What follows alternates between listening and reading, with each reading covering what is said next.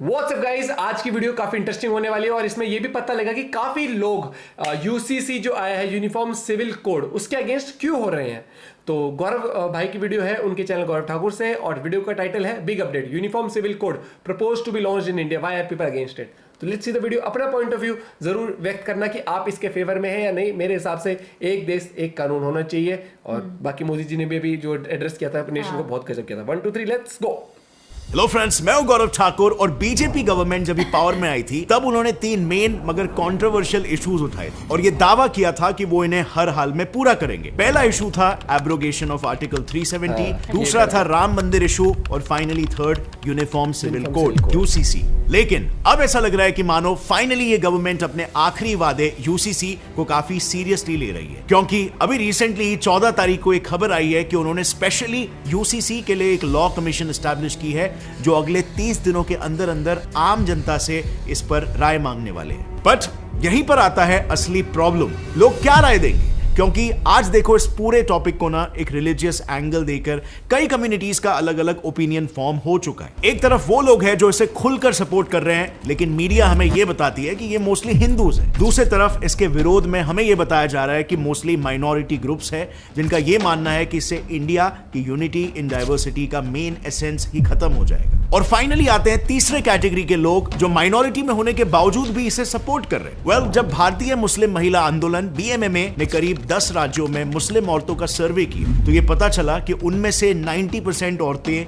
UCC को पूरा support कर रही हैं। महिलाओं ने यूसीसी के सपोर्ट में क्लियरली ये कहा कि वो ओरल एंड यूनिलैटरल तलाक और पॉलीगमी पर सरकार द्वारा कंप्लीट बैन चाहते हैं। तो यहां पर वापस से आ जाता है वही सवाल कि असली सच्चाई क्या है। क्या यूसीसी वाकई में इंडिया के बाकी माइनॉरिटीज पर हिंदू लॉज इंपोज करेगा और क्या वाकई में हमारे माइनॉरिटीज इससे खुश नहीं है? एंड फाइनली, क्या ऐसे में गिवन दैट इंडिया में करीब 75% आबादी हिंदुओं की है, क्या बीजेपी उनकी मदद से यूसीसी को बहुत ही जल्दी लागू कर देगी? देखो, इससे जुड़ी रिसेंटली एक खबर आई है कि उत्तराखंड गवर्नमेंट ने यूसीसी लागू करने की तैयारी कर ली है और जैसे कि आप यहां पर देख सकते हो उनके सीएम पुष्कर सिंह धामी ने उसका ब्लूप्रिंट भी रेडी कर दिया है। अब माइंड यू, ये सिर्फ उत्तराखंड का प्रपोज्ड यूसीसी ड्राफ्ट है, पूरे नेशन का नहीं, बट इससे एक फेयर आइडिया आप लगा सकते हो कि इसमें होने क्या वाला। इस ड्राफ्ट के अनुसार अब तक डिफरेंट रिलीजियस कम्युनिटीज के लिए 4 अलग अलग पर्सनल लॉज थे। हिंदूज, बुद्धिस्ट, जैन और सिख्स के लिए the Hindu marriage act 1955, Muslims के लिए मुस्लिम पर्सनल लॉज 1937, क्रिश्चियंस के लिए the Indian Christian marriage act 1872 और पारसीज के लिए Parsi marriage and divorce act 1936। But अब अगर यूसीसी लागू होता है तो मैरिज, डाइवोर्स, प्रॉपर्टी में हक जैसे पर्सनल डिस्प्यूट्स को रिजॉल्व करने के लिए सभी धर्मों के लोगों को एक सिंगल लॉ ही फॉलो करना पड़ेगा। इससे काइंड ऑफ यूसीसी का एक बेसिक क्लॉज क्या है उसका आइडिया आपको आ गया होगा। अब बात करते हैं जो यूसीसी के अगेंस्ट में है वो इसके विरोध में क्या आर्ग्यूमेंट्स उठा रहे हैं। उनके 4 मेजर आर्ग्यूमेंट्स हैं। सबसे पहले उनका यह कहना है कि गवर्नमेंट यूसीसी को लेकर बाकी सभी धर्मों पर हिंदू कोड या सिंपली अपने हिंदुत्व आइडियोलॉजी को इंपोज करना चाह रहा है और इसीलिए कोर्ट्स को इसमें स्ट्रांगली इंटरवीन करना चाहिए। बेसिकली उन्हें यह डर है कि यूसीसी लागू होने से बाकी सभी धर्मों को हिंदू कस्टम्स को फॉलो करना पड़ेगा और देखा जाए तो गलती भी नहीं है, क्योंकि मीडिया और दूसरे जो पॉलिटिकल पार्टीज है वो यही नैरेटिव को बहुत ज्यादा प्रोपोगेट कर रहे हैं। और यहां पर मैं सिर्फ क्रिश्चियंस और मुस्लिम्स की बात नहीं कर रहा हूं, इसमें इंडिया के भी कई ट्राइबल कम्युनिटीज भी आ जाते हैं। लाइक फॉर एग्जांपल 2016 में ही राष्ट्रीय आदिवासी एकता परिषद ने यूसीसी के अगेंस्ट सुप्रीम कोर्ट को अप्रोच किया था, क्लेमिंग दैट पॉलीगमी एक ऐसी प्रैक्टिस है जो नागा, गोंड्स, बलगा, लुशाई और ऐसे कई आदिवासी समुदायों में भी कब से होती आ रही है। और इसके अलावा एक महिला का मल्टीपल पुरुषों के साथ शादी करना या सिंपली पॉलीएंड्री, ये तियान, टोडा, रोटा, खासा, लद्दाखी, बोटा ऐसे कई हिमालयन ट्राइब्स में भी चलते आ रहे हैं, right from Kashmir to Assam. क्या ये सभी ट्राइब्स यूसीसी को ओपनली एक्सेप्ट करेंगे? जमायत उलमा हिंद के चीफ अरशद मदानी का तो ये कहना है कि वो अपने पर्सनल लॉज पिछले 1300 सालों से फॉलो करते आ रहे हैं। यूसीसी के इंप्लीमेंटेशन से देश के मुसलमानों को ठेस पहुंच सकती है। अब ऑब्वियसली इन्हीं सारे आर्ग्यूमेंट्स के चलते कई पॉलिटिकल पार्टीज जैसे the Samajwadi party, communist party of India CPI, nationalist Congress party और इंडियन नेशनल कांग्रेस और भी पार्टीज का यह मानना है कि यह बिल अगर पास हुआ तो ये हमारे देश के सोशल फैब्रिक को डिस्ट्रॉय करके सीधा यूनिटी इन डाइवर्सिटी वाले हमारे प्रिंसिपल को ही चोट पहुंचा देगा। और इसीलिए कोर्ट्स को इन वैल्यूज को प्रिजर्व करने के लिए इंटरवीन करना जरूरी है। खैर, यूसीसी के अगेंस्ट दूसरा आर्गुमेंट है कि यूसीसी के आने से लोगों का fundamental right freedom to practice any religion violate हो जाएगा, क्योंकि यूसीसी सभी रिलीजियस पर्सनल लॉ को एबॉलिश करके इंडिया वाइड सभी लोगों पर इररिस्पेक्टिव ऑफ रिलीजन बस एक ही सिंगल लॉ लागू करेगा। देन आता है तीसरा आर्गुमेंट, जिसमें ऑपोजिशन का यह कहना है कि जब सीआरपीसी और आईपीसी जैसे criminal laws India wide uniformly implement नहीं हुए हैं, यानी कि जैसे महाराष्ट्र, कर्नाटका, दिल्ली में अल्कोहल कंजम्पशन एज अलग अलग है, या यूपी में बेल ग्रांट करने वाला सीआरपीसी सेक्शन 438 स्टेट के हिसाब से पर्सनलाइज्ड है, तो ये सब जब अलग अलग है और इंडिया फिर भी एफिशिएंटली वर्क कर ही रहा है, तो इंडिया को यूनिफॉर्म पर्सनल या सिविल लॉज की क्या जरूरत है। एंड इन सभी आर्ग्यूमेंट्स के अलावा चौथा मेजर आर्ग्यूमेंट है कि क्या कॉन्स्टिट्यूशनल फादर यानी डॉक्टर BR अम्बेडकर जी भी टोटल यूनिफॉर्मिटी चाहते थे, क्योंकि अगर वो ऐसा चाहते तो वो यूसीसी को करंट लिस्ट में नहीं रखते। अब अगर आपको कॉन्करेंट लिस्ट क्या है ये नहीं पता, तो बेसिकली इंडियन कॉन्स्टिट्यूशन के शेड्यूल 7 में हर सब्जेक्ट को basically union list, state list और कॉन्करेंट लिस्ट में बाइफरकेट किया गया है। ये बेसिकली बस इतना बताते हैं कि किस सब्जेक्ट पर कानून कौन बनाएगा, सेंट्रल/यूनियन गवर्नमेंट या स्टेट गवर्नमेंट या फिर दोनों गवर्नमेंट्स मिलकर। खैर, ये मुद्दा उठाकर सिंपली ये कहने की कोशिश की जा रही है कि कॉन्स्टिट्यूशनल फादर कभी भी सारे पर्सनल लॉज को यूनिफाई करना ही नहीं चाहते थे। वो चाहते थे कि ये सिर्फ तभी हो जब सेंटर, स्टेट्स और सभी लोग साथ में ऐसा करना चाहते हो, यानी कि सभी के कंसेंसस से। सो जब हमारे फाउंडिंग फादर ये नहीं चाहते थे, तो अभी हमें इसके साथ छेड़छाड़ करने की क्या जरूरत है। सो फ्रेंड्स, यानी कि मामला सिंपल है। इन शॉर्ट, यूसीसी के जो लोग अगेंस्ट है वो सीधा कॉन्स्टिट्यूशन के शुरुआती ड्राफ्टिंग पर ही सवाल उठा रहे हैं। दरअसल देश के शुरुआती दिनों में हमारे कॉन्स्टिट्यूशन को ड्राफ्ट या रिवाइज करने वाली कॉन्स्टिट्यूशनल असेंबली यूसीसी को लेकर काफी कंफ्यूज थी। कि उसे पार्ट 3 फंडामेंटल राइट्स में डाले या फिर उसे सजेशंस के तौर पर part 4 directive principle of state policies में डाले। अब यहाँ पर खेल देखो, अगर यूसीसी को शुरुआत से ही फंडामेंटल राइट्स के साथ रखा गया होता तो उस पर कानून बनाना पड़ता और उससे पॉसिबिलिटी थी कि लोग भावनाओं में बहकर अभी की तरह ही इस पर जमकर विरोध करते। सो इसे काफी स्मार्टली डायरेक्टिव प्रिंसिपल्स की लिस्ट में डालकर एक सजेशन के तौर पर फ्यूचर गवर्नमेंट्स पर सब कुछ छोड़ दिया गया। अब इस पर कईयों का यह कहना है कि मे बी ऐसा इसीलिए किया गया क्योंकि उस वक्त इंडिया जो रिलीजन के बेसिस पर ही सेपरेट हुआ था, उसमें यूसीसी इजीली प्रोटेस्ट ट्रिगर कर सकता था, जो तब का न्यूली इंडिपेंडेंट भारत बिल्कुल भी अफोर्ड नहीं कर सकता, क्योंकि हम वैसे ही हजारों प्रॉब्लम से जूझ रहे थे। तो कुछ का यह कहना है कि तब की गवर्नमेंट ने यह मुद्दे से उनके अगेंस्ट बैकलैश ना आए करके इसे आगे ढकेल दिया। अब क्योंकि डीएसपीएस सिर्फ सजेशंस होते हैं और कानून नहीं, इसीलिए यूसीसी को इंप्लीमेंट करने से पहले उसका ऑप्शनल सजेशंस से एक इंप्लीमेंटेबल लॉ में कन्वर्ट होना बहुत जरूरी है। और ये तो भाई एक अलग ही गैम्बल है। दरअसल अगर बीजेपी सरकार यूसीसी को लॉ में कन्वर्ट करना चाहे तो as we all know Indian parliament में 2 हाउसेस होते हैं, लोकसभा और राज्यसभा। सो गवर्नमेंट को यूसीसी का बिल इन दोनों हाउसेस में से किसी एक हाउस में इंट्रोड्यूस करना पड़ेगा। इसके बाद उस पर्टिकुलर हाउस के मेंबर्स उस बिल पर डिस्कशन करेंगे और अगर मेजॉरिटी वोट मिला तो ही वो बिल दूसरे हाउस में भेजा जाएगा, जहां अगेन सिमिलर डिस्कशन और वोटिंग से उसे पास या फिर फेल कर दिया जाएगा। यानी सिंपली पुट, बीजेपी को दोनों हाउसेस में मेजॉरिटी की जरूरत होगी और यही होगा यूसीसी का सबसे पहला ऑब्स्टिकल। अब लेट्स से बीजेपी समहाउ कुछ छोटी मोटी पार्टीज का साथ लेकर इन दोनों भी हाउसेस में यूसीसी को पास करवा लेती है, तब भी आगे का game is not going to be easy. दोनों हाउसेस में पास होने के बाद bill usually final sign / approval के लिए प्रेसिडेंट के पास भेजा जाता है। अब यहाँ पर प्रेसिडेंट के पास बिल को लेकर 3 ऑप्शंस होते हैं। फर्स्ट,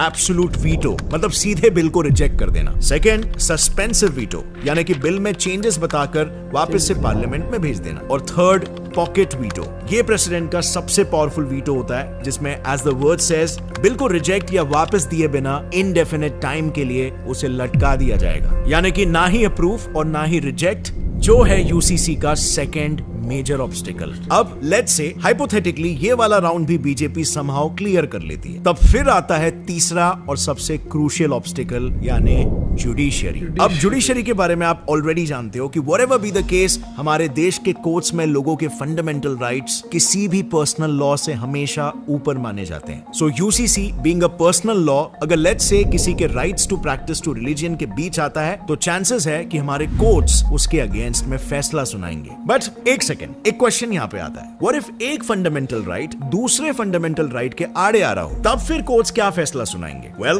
बस इसी चीज को टेस्ट करने के लिए यूसीसी के सपोर्टर्स अपनी तरफ से दिल्ली हाई कोर्ट में रिसेंटली PILs फाइल कर रहे थे। दरअसल दिल्ली हाई कोर्ट में यूसीसी के फेवर में बीजेपी द्वारा 2 PILs फाइल होने के बाद तीसरी और चौथी PIL खुद इंडिपेंडेंटली 2 मुस्लिम्स ने फाइल की थी।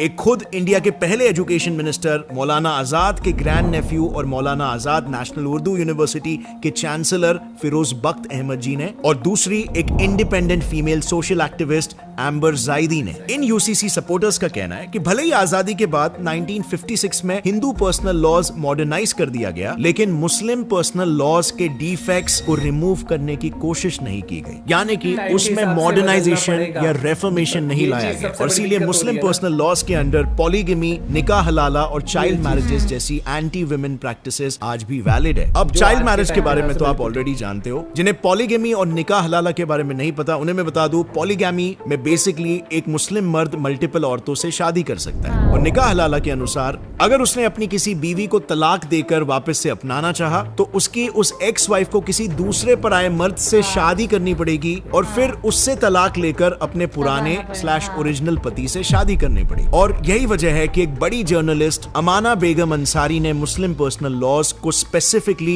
एक पेट्रियार्चल सेटअप कहा था। उनका मानना यह है कि यूसीसी मुस्लिम महिलाओं के लिए उनकी राइट टू जेंडर इक्वालिटी को इंश्योर करेगा, जो बेसिकली काउंटर करता है यूसीसी के अगेंस्ट वाले लोगों का second argument regarding fundamental rights. इसके अलावा इन सपोर्टर्स का एक और आर्गुमेंट ये भी है कि जिस सिंगल पर्सनल लॉ को लागू करने की बात हो रही है वो हिंदुत्व से जुड़ी हुई है, ये आखिर किस बेसिस पर बोला जा रहा है? क्योंकि जरा यूएस और यूके जैसे सेक्युलर देशों में मैरिज वगैरह को लेकर क्या लॉज है, अगर हम वो देखें और उन्हें हिंदू मैरिज एक्ट 1955 से कंपेयर करें तो यूएस में भी मेजरली पॉलीगमी, पॉलीएंड्री यानी कि मल्टीपल पार्टनर्स के साथ मैरिजेस प्रोहिबिटेड है, अंडर एज मैरिजेस प्रोहिबिटेड है, और डाइवोर्स के लिए भी प्रॉपर कॉम्पेंसेटरी प्रोविजंस है। Same is in the case of UK. यहां भी मैरिज की पूरी कंट्री में एक single age that is 18 years है, और पॉलीगमी, पॉलीएंड्री बैंड है। अब यही एग्जैक्टली हिंदू मैरिज एक्ट 1955 में भी है। तो सपोर्टर्स का क्वेश्चन यहां पर यह है कि फिर क्या यूएस और यूके के मैरिज एक्ट्स भी हिंदुत्व ड्रिवन है? बिसाइड्स गोवा में तो यूसीसी 1961 से ही लागू है, और वहां तो कोई हिंदू मुस्लिम या हिंदू क्रिश्चियन नहीं हो रहा है। सो क्या सोशल फैब्रिक खराब होगा? ये आर्गुमेंट भी पूरी तरीके से वैलिड है ऑन द फर्स्ट प्लेस, क्योंकि सपोर्टर्स के हिसाब से ये अगेंस्ट नैरेटिव के सबसे मेन पॉइंट, हिंदुत्व के पॉइंट को काउंटर करता है। एंड रही बात कि हमारे फाउंडिंग फादर्स ऐसा चाहते थे या फिर इससे प्रोटेस्ट होंगे इसीलिए नहीं छेड़ना चाहिए, या इवन सीआरपीसी वाला पॉइंट कि क्रिमिनल लॉज तो नेशन वाइड एकदम यूनिफॉर्म नहीं होते, सो पर्सनल लॉज को क्यों करना है? इन सब आर्ग्यूमेंट्स के अगेंस्ट सपोर्टर्स का यही कहना है कि अगर ऑलरेडी सिस्टम्स में कुछ इरेगुलरिटीज हो तो क्या हमें उसे वैसे ही छोड़ देना चाहिए? क्या लॉज को अपडेट नहीं करना चाहिए? Just think and comment down below, आपको क्या लगता है? बिकॉज जहां पर एक तरफ गवर्नमेंट देश में जेंडर इक्वालिटी और यूनिफॉर्मिटी के लिए एफर्ट्स डाल रही है, वहीं पर सोसाइटी के कुछ सेक्शंस ऐसे भी हैं जो केवल वायलेंस में ही विश्वास रखते हैं, जैसे कि अभी मणिपुर में हो रहा है। क्या रीजन है मणिपुर में हो रहे इस वायलेंस का, और इसके पीछे किसका हाथ है? इन सारी बातों को एकदम डिटेल में मैंने इस वीडियो में पूरा कवर किया है, जिसे आप यहां पर क्लिक करके देख सकते हो। और अगर आपको इस वीडियो से कुछ भी नया जानने के लिए मिला, एक लाइक जरूर ठोकना। गौरव, बहुत बढ़िया भाई ने बताया, और यही चीज है कि कोई भी चीज कभी भी परफेक्ट नहीं होती है, और हर एक चीज या हर एक लॉ, हर एक चीज को आपको टाइम के हिसाब से चेंज करना होता है। हर एक चीज। एक बार बता, आज जैसे मंदिरों में एग्जाम्पल मेरे को बस एक मन में आया ये चीज बोलना कि एग्जाम्पल मंदिर में हम जाते हैं, मंदिर में सीसीटीवी कैमरे लगते हैं। आज से 200-500 साल पहले जब सीसीटीवी कैमरे बने ही नहीं थे, तब कोई ये बोल देता कि ये चीज नहीं लगेगी, या कोई लिख देता, तब पता नहीं था कि सीसीटीवी भी कुछ होता है। यार आपको टाइम के हिसाब से थोड़ा चलना पड़ेगा, क्योंकि हम ह्यूमंस हैं, हम टाइम के साथ इवॉल्व करते हैं, और एक्सप्लोर करना एक ह्यूमन नेचर है। ये मेरी पर्सनल जेंडर इक्वालिटी वाली, हस्बैंड वाइफ है, डाइवोर्स हो गया, अलग हो गए, ठीक है, अब इन फ्यूचर मतलब ठीक है दोनों का वापस रिश्ता अगर वो वापस से सुधारना चाह रहे हैं, वाइफ है, लेकिन मुझे लगता है वो तो फिर इस उसमें भी नहीं सुधार पाएगी कि पहले मुझे जबरदस्त मतलब किसी थर्ड दूसरे चीज के आदमी ऊपर के वही पास चीज- जाना पड़ेगा उसी शादी चीज करने तो- के लिए। उसीलिए उसमें तो है क्या, मुस्लिम उस लड़कियां वाइफ बोल की रही भी जिंदगी खराब है, जिसे शादी के लिए जिस दूसरे बंदे से वो शादी कर, उसकी भी लाइफ खराब है। वहीं पर जेंडर इक्वालिटी वाली बात करें ना, उन्होंने वही चीज, और ये चीज है देखो भैया, इस चीज के अंदर काफी लोग बोलते हैं नहीं वो चीज सही है हमारे धर्म के हिसाब से, वो चीज भाई देखो हर एक चीज थोड़े वक्त के बाद ना थोड़ा सा मॉडर्नाइजेशन आनी चाहिए उस चीज के अंदर। जैसे एग्जाम्पल या इस्लाम में बोलते हैं ना कि एंटरटेनमेंट म्यूजिक वो बिल्कुल खराब है। हाँ, आज के टाइम पर वीडियो बनाना, हाँ। हर एक चीज यार, कितने मुस्लिम एक्टर्स हैं, कितने हीरोइंस कितने, हैं, हाँ। हर एक चीज है। वक्त के हिसाब से हमें थोड़ा चलना चाहिए, क्योंकि एंड ऑफ द हम ह्यूमंस हैं और इंसानियत से ऊपर किसी चीज को लेके नहीं चल सकते आप मेरे हिसाब से। क्योंकि अगर आप अच्छे इंसान है ना तो आप काम भी अच्छे करेंगे, लेकिन आप अच्छे इंसान वाले काम नहीं करोगे तो फिर आप धर्म कोई भी फॉलो कर लो। वो जो वो कहते हैं ना कि वो कोई कहता है कि भाई मैं इस कास्ट को, मैं इस कास्ट को, भाई देखो बदतमीज लोग या फिर गलत लोग हर कास्ट में मिल जाएंगे आपको, हर रिलीजन में मिल जाएंगे। वही चीज है कि रिलीजन को या फिर लॉस को टाइम टू टाइम अपडेट होना चाहिए और यूनिफॉर्म लॉ होगा। एक बार बता दो, क्या अमेरिका में मुस्लिम नहीं रहते होंगे?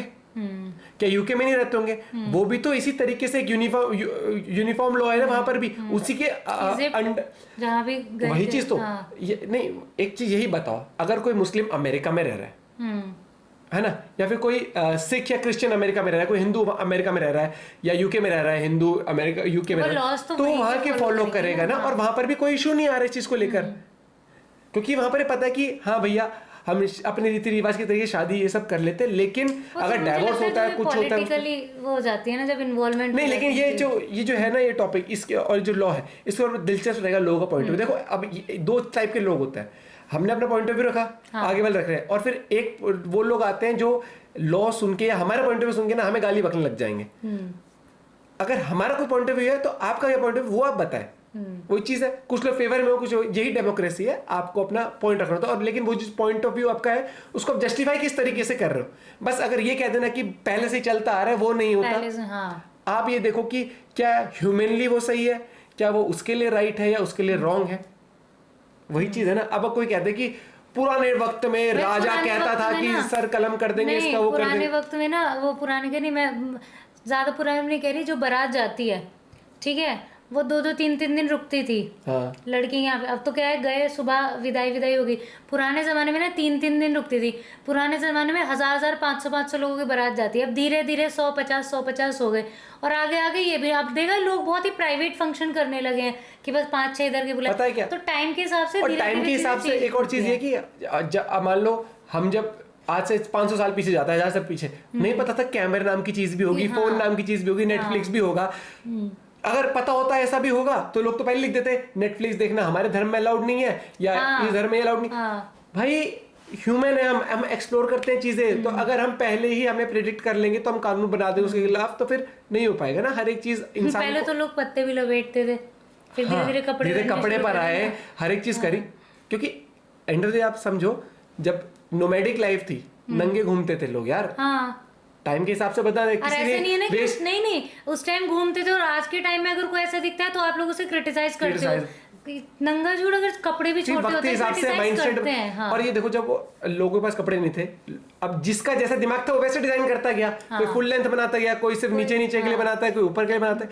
तो वक्त के हिसाब से जैसे जैसे ग्रोथ होती है, तो एक मेरे हिसाब से और आपका पॉइंट ऑफ व्यू जरूर बताना। मिलते हैं वीडियो के साथ, बाय, टेक केयर।